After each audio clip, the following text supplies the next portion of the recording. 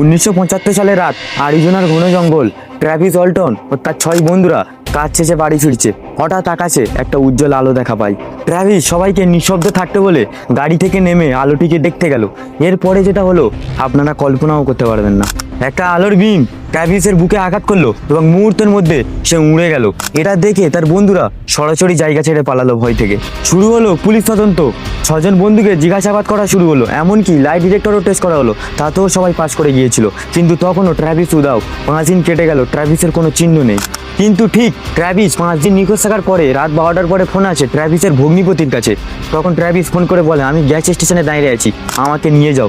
তখন ট্র্যাভিসের গলা কাঁপা কাঁপা, কণ্ঠ দুর্বল ও অস্বাভাবিক। তারপর ট্র্যাভিস পুলিশকে যা বলেছিল, পুলিশ স্টেশনে বড় বড় অফিসারদের চোখ দাঁড়িয়ে গিয়েছিল। ট্র্যাভিস বলেছিল ভয়ের তো গলায়, আমি দেখলাম বড় বড় চোখ, সম্পূর্ণ নীরবতা এবং ঠান্ডা আলো। এই ঘটনা 6 জন সাক্ষী ছিল, কিন্তু 50 বছর পরেও গল্পটা এখনো বদলায়নি।